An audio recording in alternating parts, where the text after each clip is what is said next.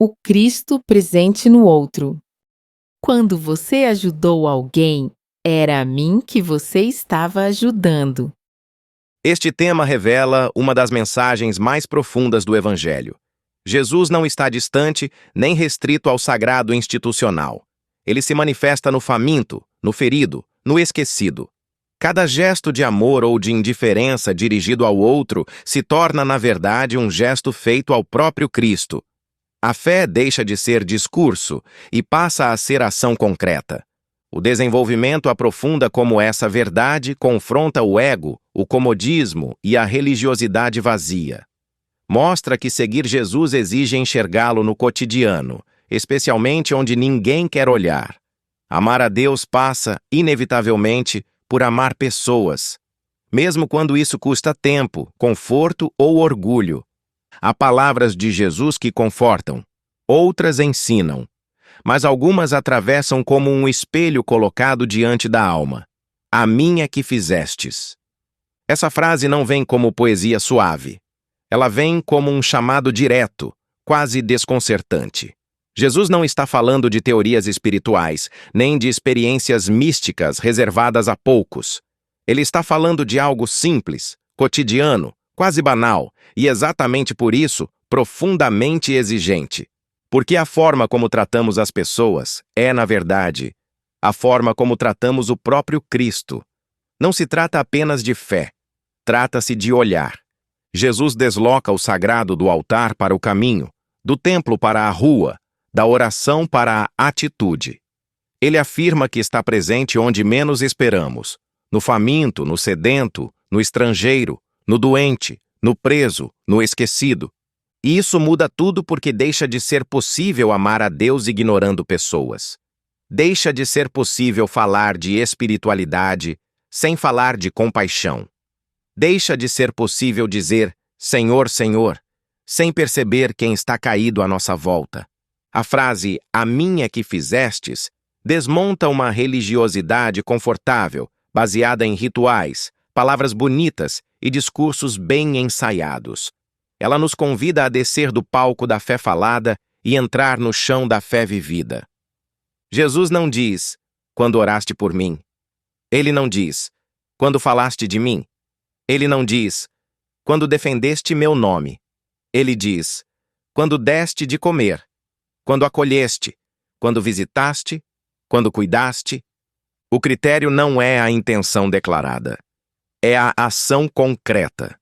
E isso assusta, porque nos revela algo difícil de admitir. Muitas vezes estamos procurando Jesus em lugares elevados, enquanto Ele está passando por nós em silêncio, com fome, com frio, com dor, e nós não percebemos. Ou pior, percebemos, mas seguimos em frente. Vivemos em um mundo treinado para ignorar. Aprendemos a desviar o olhar, a justificar a indiferença, a explicar por que não é nossa responsabilidade. Criamos frases prontas para proteger a consciência. Não posso ajudar todo mundo. Alguém já deve estar cuidando. Isso é problema do sistema. Mas Jesus não entra nesses acordos internos. Ele não pergunta se era conveniente. Ele não pergunta se era justo. Ele não pergunta se a pessoa merecia. Ele apenas afirma: aquilo que você fez, ou deixou de fazer, ao outro, foi feito a mim. Essa afirmação tira Jesus da abstração. Ele deixa de ser apenas um personagem histórico ou uma figura espiritual distante. Ele se torna presença viva no cotidiano. Cada pessoa que cruza nosso caminho pode ser um encontro com Cristo disfarçado. E cada oportunidade perdida não é apenas uma falha social, é uma ausência espiritual. Isso nos intima a repensar a pergunta mais comum da fé. Não é mais, onde está Deus? A pergunta passa a ser, onde eu tenho ignorado Deus sem perceber? Talvez ele esteja no pedido simples que achamos inconveniente. Talvez esteja na dor repetitiva que já cansamos de ouvir. Talvez esteja naquela pessoa que julgamos rápido demais. Jesus não escolhe rostos ideais para se manifestar. Ele escolhe os invisíveis. E é aí que a mensagem se torna surpreendente. Porque amar quem nos ama é fácil. Ajudar quem admiramos é confortável. Servir quando há reconhecimento é quase natural. Mas Jesus não fala disso. Ele fala de um amor que não recebe aplausos, de uma bondade que não vira notícia, de uma fé que acontece longe dos olhos. Uma fé silenciosa, porém real. A minha que fizestes significa que o céu começa nos detalhes, que a eternidade toca o tempo nas pequenas escolhas, que o reino de Deus não se constrói apenas com grandes gestos heróicos, mas com fidelidade diária ao amor. E isso coloca todos nós no mesmo lugar, aprendizes, porque ninguém vive isso plenamente. Todos falhamos em algum momento. Todos já passamos apressados demais, distraídos demais, ocupados demais para perceber. Mas a boa notícia não está na culpa. Está no despertar. Jesus não diz essa frase para condenar. Ele diz para revelar, para abrir os olhos, para nos mostrar que a vida comum está cheia de encontros sagrados disfarçados de rotina. E quando entendemos isso, algo muda dentro de nós. A fé que interrompe a rotina. A fé deixa de ser apenas crença e se torna postura. O amor deixa de ser ideia e se torna prática. E Jesus deixa de ser apenas alguém que seguimos e passa a ser alguém que encontramos todos os dias. Existe algo profundamente desconfortável nessa mensagem de Jesus, porque ela não permite neutralidade. Não há espaço para uma fé morna, distante, teórica. Ou a vida responde ao amor, ou ela se fecha em si mesma. E muitas vezes, o maior obstáculo não é a maldade explícita, é a indiferença educada. É o coração que não odeia, mas também não se move. Vivemos ocupados demais para perceber o outro. O mundo nos ensinou a correr, a produzir, a cumprir agendas, a resolver problemas, e nesse processo, a reduzir pessoas a obstáculos, ruídos ou números. Sem perceber, começamos a olhar mais para telas do que para rostos, mais para metas do que para dores. E então Jesus aparece dizendo que ele está justamente ali, na interrupção, no atraso, no pedido inesperado. Isso nos confronta porque revela o quanto moldamos nossa espiritualidade para que ela não atrapalhe nossa rotina. Queremos um Deus que console, mas que não exija, que perdoe, mas que não incomode, que abençoe nossos planos, mas que não os questione. Só que o Cristo do "a minha que fizestes" não cabe nesse molde. Ele não se encaixa numa fé confortável. Ele desorganiza prioridades. Ele bagunça agendas. Ele nos força a escolher entre passar adiante ou parar. E parar tem um custo. Parar exige tempo. Parar exige atenção. Parar exige envolvimento. É por isso que tantas vezes preferimos seguir em frente. Não por crueldade, mas por medo. Medo de não saber como ajudar. Medo de se envolver demais. Medo de abrir uma porta que talvez não consigamos fechar. Mas Jesus não promete controle. Ele promete presença. Quando ele se identifica com o outro, ele está dizendo que o amor verdadeiro sempre envolve risco. Sempre envolve sair de si. Sempre envolve vulnerabilidade. E isso desmonta a lógica do merecimento. Porque a pergunta que naturalmente fazemos é: essa pessoa merece ajuda? Mas Jesus muda a pergunta para: você reconhece a minha presença aqui? A misericórdia, nesse sentido, não é uma recompensa, é um reconhecimento. Reconhecer Cristo no outro não significa concordar com tudo, nem aprovar escolhas erradas, nem resolver todos os problemas. Significa, antes de tudo, não negar humanidade, não fechar os olhos, não endurecer o coração. Há algo profundamente espiritual em simplesmente ver, ver sem julgar imediatamente, ouvir sem preparar resposta, ajudar sem exigir retorno. Esses gestos não aparecem nos grandes discursos da fé, mas são eles que constroem o que Jesus chama de reino. E talvez o ponto mais forte dessa mensagem seja este: Jesus não se coloca ao lado dos poderosos para ser servido. Ele se coloca ao lado dos frágeis para ser reconhecido. Ele se mistura com os pequenos. Ele se esconde nos últimos. Ele escolhe a linguagem do amor simples. Isso significa que ninguém está excluído da possibilidade de viver uma fé autêntica. Não é preciso ter muito dinheiro para ajudar. Não é preciso ter respostas sofisticadas. Não é preciso ter cargos ou títulos religiosos. Basta estar disponível, um copo d'água, um ouvido atento, um tempo oferecido, um gesto de cuidado. Coisas pequenas aos olhos do mundo, mas imensas aos olhos de Deus. E é justamente aí que muitos se enganam. Pensam que servir a Cristo exige grandes feitos, quando, na verdade, pede constância no amor. Pede sensibilidade. Pede disposição para ver sentido no simples. O problema é que o simples não alimenta o ego. Não há palco. Não há aplauso. Não há reconhecimento imediato. Por isso, Jesus associa essa mensagem a um julgamento surpreendente. Pessoas que achavam estar longe, estavam perto. Pessoas que achavam estar perto, estavam longe. Não por maldade, mas por cegueira. Uma cegueira que nasce quando a fé se transforma em identidade social, mas não em prática diária.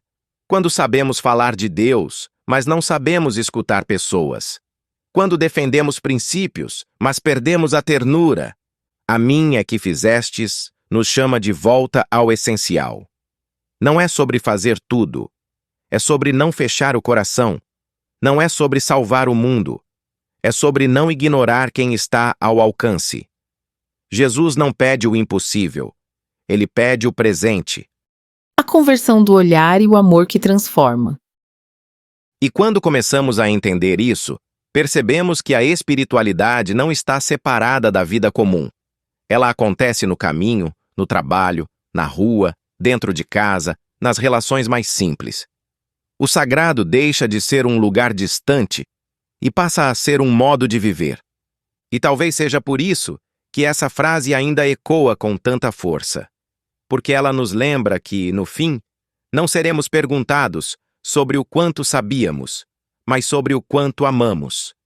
Quando a mensagem de Jesus começa a ser realmente compreendida, algo se desloca dentro de nós. Não é uma mudança ruidosa nem imediata, é um ajuste silencioso no olhar, uma reeducação do coração. Passamos a perceber que o problema não está apenas no que fazemos, mas na forma como enxergamos. Porque só ignora quem não vê. Só passa adiante quem não reconhece. Só se protege quem se fechou. Jesus, ao dizer, "A mim é que fizestes", nos convida a uma conversão que acontece antes da ação, a conversão do olhar. Um olhar capaz de perceber dignidade onde o mundo vê incômodo. Um olhar que reconhece valor onde a sociedade enxerga descarte. Essa conversão não acontece de uma vez. Ela é treinada no cotidiano, em escolhas pequenas, repetidas, muitas vezes imperfeitas, em tentativas de amar que nem sempre dão certo, mas que nos mantêm disponíveis. É importante dizer isso. Amar não significa resolver tudo. Muitas vezes, a ajuda que podemos oferecer é limitada, o tempo é curto, os recursos são poucos, a energia acaba. Mas Jesus não pede resultados. Ele pede presença. Ele não mede sucesso. Ele reconhece fidelidade. A fidelidade de quem não se fecha, de quem não se torna duro para sobreviver, de quem resiste à tentação de se proteger demais. Porque o mundo nos ensina que sentir demais é fraqueza, que se envolver é perigoso, que cuidar dos outros nos deixa vulneráveis. E pouco a pouco, vamos aprendendo a anestesiar o coração. O problema é que, junto com a dor, anestesiamos também a compaixão. E sem compaixão, a fé vira discurso, vira regra, vira cobrança, mas não vira vida. Jesus viveu exatamente o contrário. Ele se deixou afetar. Ele parou. Ele ouviu. Ele tocou. Ele chorou. Ele se cansou. Ele se doou. E é nesse caminho que ele nos chama a segui-lo. Não como heróis, mas como pessoas reais. Com limites, com falhas, com medo, mas com disposição para não endurecer. A mim é que fizestes nos lembra que cada gesto de cuidado molda quem nos tornamos. Não apenas ajuda o outro, mas nos transforma por dentro. O amor praticado nos educa. Ele nos torna mais humanos, mais atentos, mais livres. E é isso que Jesus mais deseja: formar pessoas capazes de amar. Porque quem ama de verdade não precisa de grandes explicações teológicas. O amor se explica sozinho.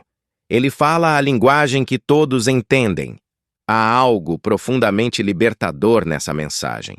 Ela nos tira do peso de ter que ser perfeitos e nos convida a ser presentes, a fazer o que está ao alcance, a agir onde estamos. E aos poucos, percebemos que a fé deixa de ser um fardo e se torna um caminho. Um caminho exigente, sim, mas cheio de sentido. Cada vez que escolhemos ajudar em vez de ignorar, algo do reino se manifesta. Cada vez que escolhemos ouvir em vez de julgar, algo de Cristo se revela. Cada vez que escolhemos cuidar em vez de passar adiante, algo eterno acontece, e isso nos muda. Porque começamos a perceber Jesus não apenas nos outros, mas também em nós, na nossa capacidade de amar, na nossa sensibilidade despertada, na nossa disposição de servir. O encontro com o outro se torna também um encontro consigo mesmo. E, pouco a pouco, o medo de se envolver vai sendo substituído pela alegria de participar. A sensação de impotência dá lugar à certeza de que pequenas ações têm um valor imenso. Não porque mudam o mundo inteiro, mas porque mudam o mundo de alguém. E aos olhos de Jesus, isso basta. Essa é a lógica do reino. O que é pequeno aos olhos do mundo é grande aos olhos de Deus. O que é invisível para muitos é visto por Ele. O que é feito em silêncio ecoa na eternidade. A mim é que fizestes não é uma cobrança pesada. É um convite profundo. Um convite para viver uma fé que respira, que se move, que toca a vida real. Uma fé que não se esconde atrás de palavras, mas se revela em gestos. Quando essa fé começa a ganhar forma em nós, a pergunta muda novamente. Já não perguntamos apenas onde está Deus. Começamos a perguntar: como posso reconhecê-lo hoje? E essa pergunta, feita todos os dias, tem o poder de transformar uma vida inteira. No fim das contas, talvez a maior surpresa da fé seja essa: Jesus nunca esteve tão distante quanto imaginávamos. Ele não espera apenas em templos, palavras ou momentos sagrados. Ele caminha pelas ruas comuns da vida. Ele se apresenta nos encontros simples, nos pedidos discretos, nas dores ignoradas. E todos os dias ele repete em silêncio a mesma verdade: o amor que você ofereceu foi a mim. O cuidado que você negou foi a mim. O olhar que você desviou foi a mim. Essa consciência não pesa. Ela desperta. Porque sabemos que cada dia é uma oportunidade. Cada encontro carrega um sentido maior. Cada gesto simples pode se tornar eterno. E quando começamos a viver assim, a fé deixa de ser apenas algo que acreditamos e passa a ser algo que vivemos. Valorize o nosso trabalho. Curta, comente e compartilhe com quem precisa dessa mensagem de fé ativa. Este foi o 18º episódio de uma jornada de descoberta sobre o verdadeiro propósito da vinda de Jesus à Terra. Sua mensagem eterna e seu papel como guia espiritual da humanidade. Assista nossas playlists, temos um vídeo que pode te apoiar a transformar sua vida. Muito obrigado.